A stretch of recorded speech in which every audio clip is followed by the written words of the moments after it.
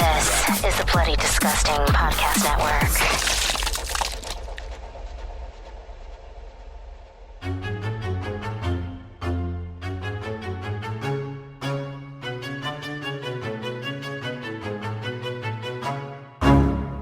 We're gonna carry on and plan the sequel, because let's face it, baby, these days, you gotta have a sequel.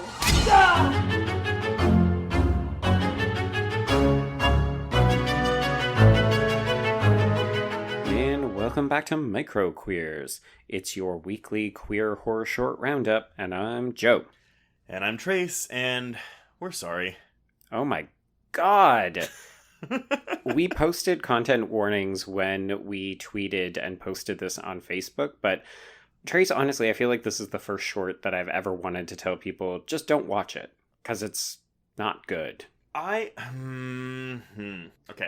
Well, Yeah. we'll have to think about it. We're going to tag the creator in this. I'm thinking no. No, let's not do that. I think there's some really good elements here. Yeah. Content aside, I actually think that the big hamper for this is the editing. And it mostly centers around the drag... Is it a drag queen? It's a trans character. Okay. It mostly centers around the trans character because I think that character is here for comic relief. Yes. But it does that thing in almost bad student films where you have a character says something, it cuts to the comic relief character, but it gives them like a full second of beat before they start talking. So any humor that was supposed to be intended is lost in this 1 second beat of editing. And y'all may be like, Trace, it's not a comedy. It's a really intense, scary story about sexual assault and body horror. No, it is billed as a surreal horror comedy. And maybe, Yes. sorry, I'm just going to cut you off briefly to say, so folks, we are talking about Harmful Sensations, and this is a queer horror short by director Jensen Rule Tierra. Yes, and my big question was, why is this a horror comedy? Because I didn't think any of it was funny.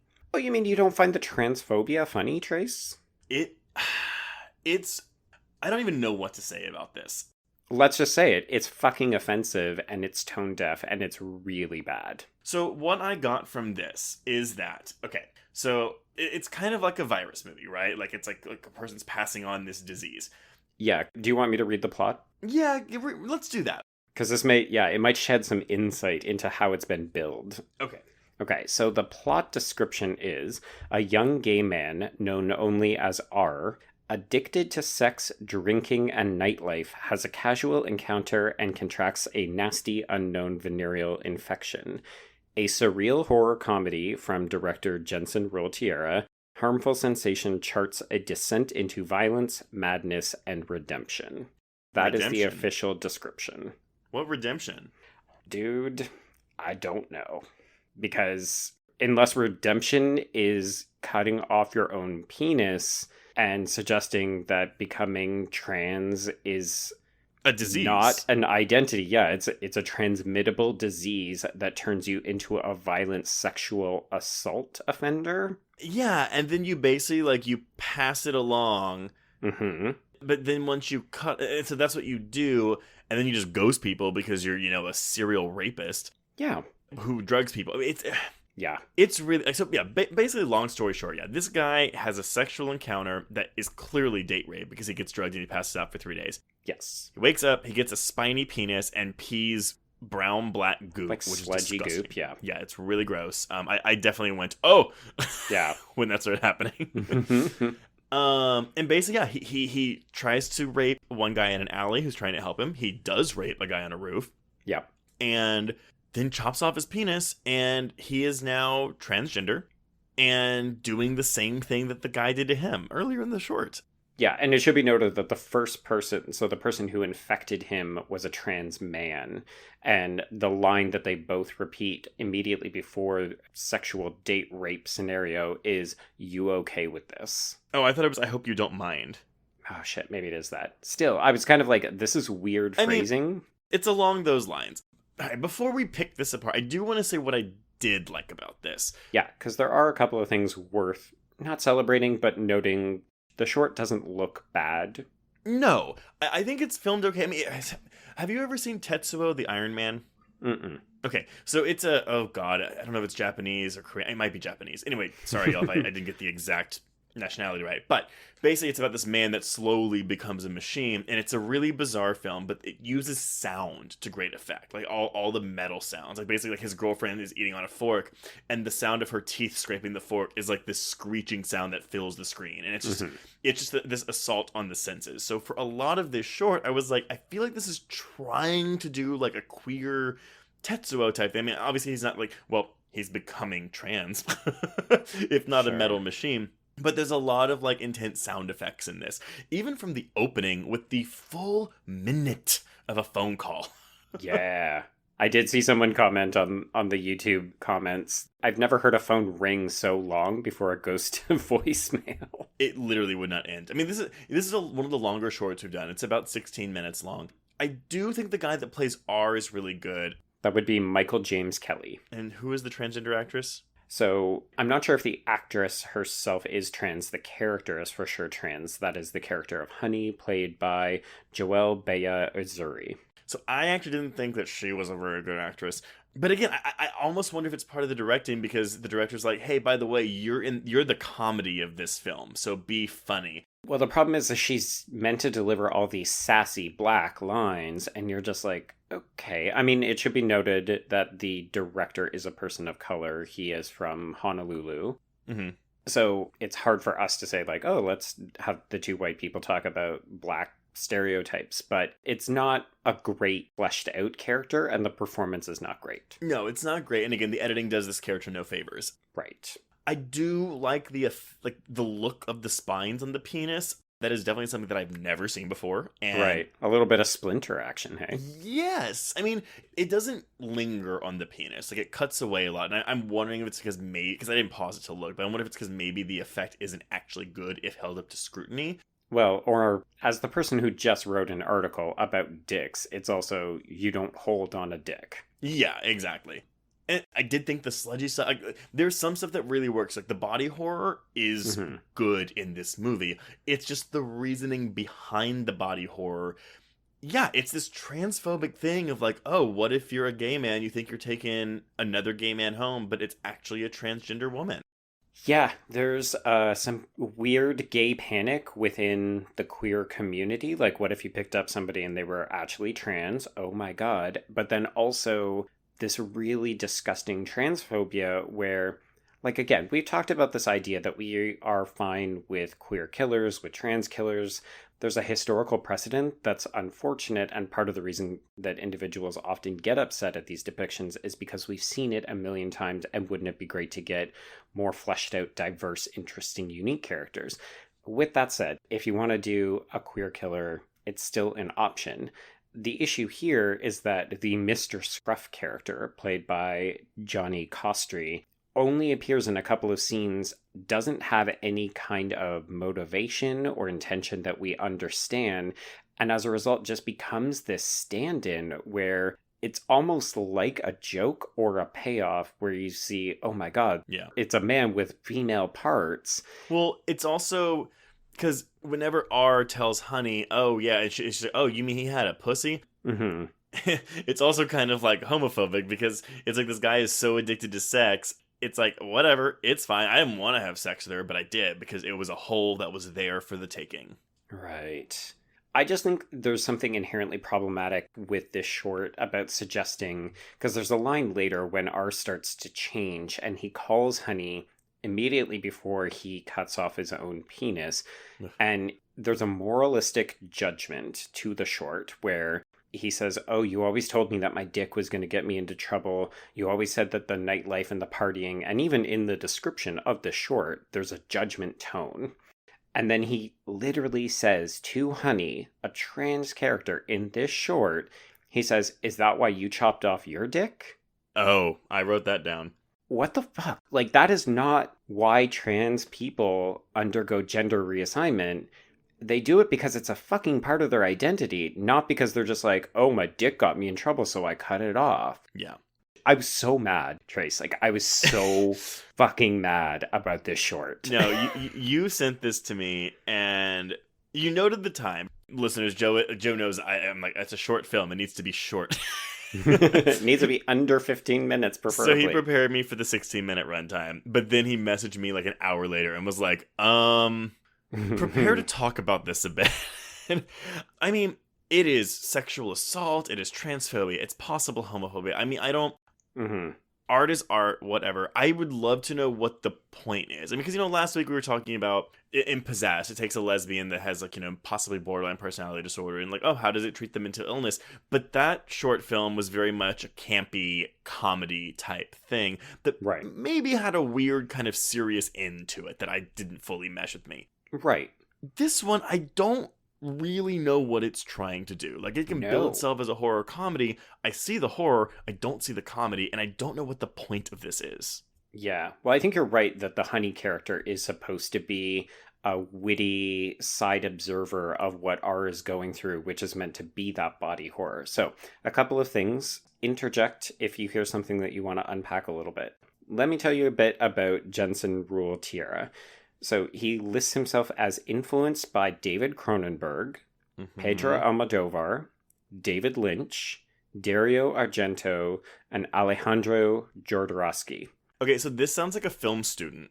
Oh, 100%. He's gone to film school. Yeah. Like, it sounds like a film student who goes, oh, those are the most prolific directors who do weird things. I'm going to be them.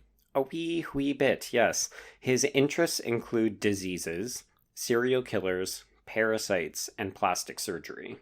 So you can start to see the body horror, you can see the surreal, there's a bit of nightmarish comedy in some of these people's work, a little bit of social satire. I think that's a reach for this short. Now, let me read you his message, because this was a Kickstarter project that they got funding for. Wow. People paid money to have this made. Well, of course they paid money to get this made. You have to pay to get a short made.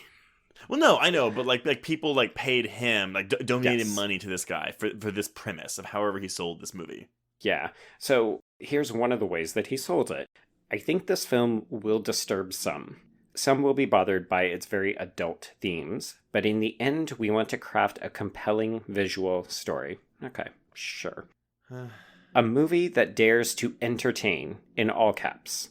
The subject is shocking, but the goal is not an adolescent desire for controversy. Hopefully, it will inspire some fierce debate. I mean, it will inspire debate. It will be fierce. I don't really buy that it's not intended to inspire controversy. I 100% agree. When was this made? So this is from 2014. Okay, that makes a little bit more sense. Not to say that it's okay, but the way that we, as a society, or honestly even the queer community, or even the journalism, the film community looks at being trans has changed so much over the past 6 years. Mm-hmm. Had this been made like last year, I would be like, what the fuck is this guy thinking? That it was 2014, it makes a little bit more sense as to how it got made. This is the director that we're talking about. He co-wrote this along with a guy named Nick Marenko, and Marenko and he collaborated on a 2017 short called Kayla. I haven't been able to see it, but I did watch the trailer, and it's basically a guy who is catfished over to a girl's apartment where he is then preyed upon by her predatory gay brother. Okay. I feel like I'm seeing this, and I'm not going to armchair psychologize these guys, but I feel like there's some inherent self-hatred. For sure, Nick Marenko is a queer man. In his bio, it says that he writes gay erotica, short stories, erotica. Mm-hmm. I mean, I guess that doesn't make you queer, but I'm assuming that's part of his drive.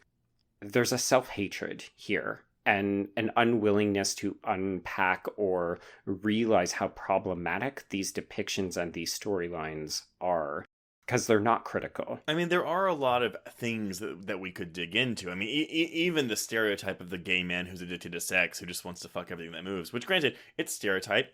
I've also met people like that, so I'm not saying it's not something that exists. Yeah. But yeah, I don't know. It's if you're gonna do something like this, I can see like, okay, hey, let's take the stereotypes about us, let's put them on screen, and let's like do something or say something about it. Right. Like there could be a commentary there, but I'm not picking up a commentary with this. And if we're gonna go with the trans narrative, okay, I mean, I don't know if this director is trans or not. I'm betting he's not. I don't think so. I mean, again, you and I have talked about how, we discussed like, oh, are we the right people to talk about trans narratives? If you're gonna make this short, I think you need a trans person like there, like making this. Yeah, I would be I'm concerned about this short just as a viewer. As a queer viewer, I find it very upsetting, very problematic, and I would be very interested to know whether any trans people were consulted. I had to have a very long conversation with my husband because I was so disturbed after watching this. And one thing that we ended up coming upon was if you can somehow, and I'm not advocating for this, but if you could somehow divorce the trans components of this story to focus on what I think the title is hinting at, which is this idea of a venereal disease that's passed among queer men who aren't as careful or who aren't being honest with themselves. Because there are lines in the short where Honey says, you need to go see a doctor, you need to get this looked at, and R never does. And you could read this as, oh, well, it's because he's infected, he's being driven by these sonic sound waves kind of thing. I had problems with that too, but that's also, I mean, again, that's a stigma among the gay community where it's like, oh yeah, you don't get tested, which is how HIV spreads. And so now we're going into an HIV allegory here, which I'm like, oh my God, like you're really cramming all this into these 16 minutes, dude. But it is interesting if you can look at it just as the VD narrative, or I guess it's VI now. Mm-hmm. But I did see a comment. So a lot of people were giving this short praise. Obviously, we don't know if they're queer. We don't know if they're trans. I was shocked to see how positive the reception was. This did play at a couple of different festivals even. But one of the comments on the YouTube channel said that they found the short was very topical and timely. And the comment was, we go out, we get high or get drunk, and then we catch something. We do not accept what we have, and knowing that we have it, we harm other people. We become one of these we hate. A few minutes of pleasure, in this case 3 days, can change your life forever. So I feel like if that was the intention, then maybe you can look at this as a moralizing, hey, you need to be careful, you need to be respectful of your sexual partners. Yeah.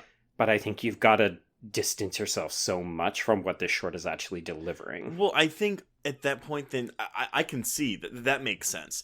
But don't make the disease being trans. Like, that is what this short is. And so by doing that, it complicates the entire thing. I'm also not even sure how I feel about, like, okay, so he goes and has sex with people and spreads the disease, but, like, he doesn't just have sex with people. He assaults one and rapes another. Yeah. Yeah. And we don't see those two people. I'm sorry, we do see the rape victim again walking down the street dead-eyed. Mm-hmm.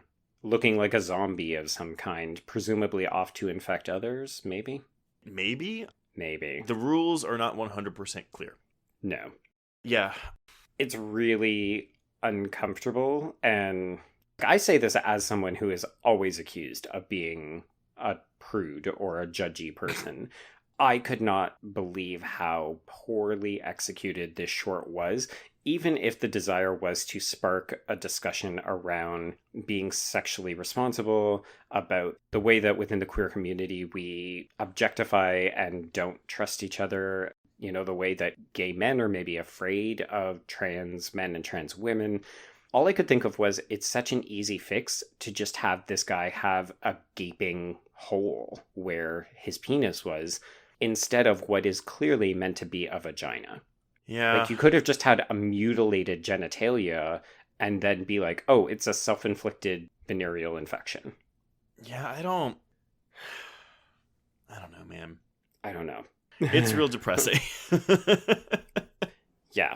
So, I mean, like, would you watch a feature-length version of this?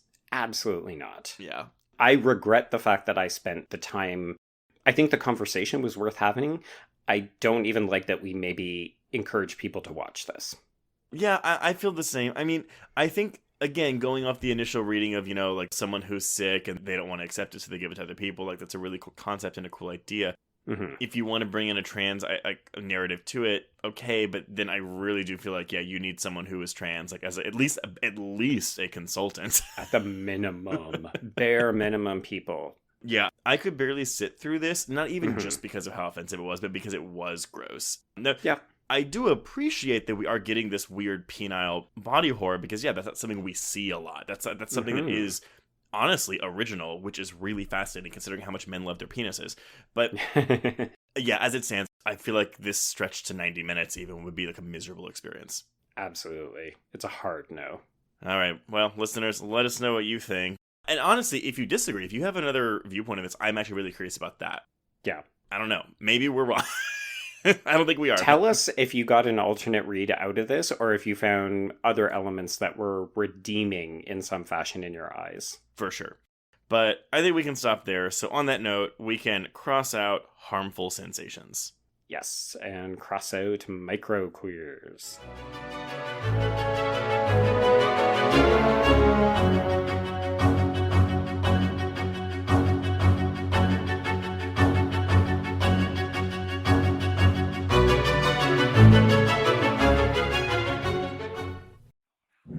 Hello, I'm Shelby Scott, the host of Scare You to Sleep, a podcast where I tell you spooky bedtime stories full of creepy sound effects and music that is soothing yet unsettling to help immerse you into a world of horror. This is a show for those of us who have realized horror can be a strange but relaxing escape from reality. Speaking of escapes, sometimes I lead you through guided nightmares, like a guided meditation, but instead of flowery meadows, I take you on a journey through your own personal nightmare. So come get lost in the terror with me. Listen to Scare You to Sleep wherever you listen to podcasts, or find us online at bloody.fm. Sweet screams.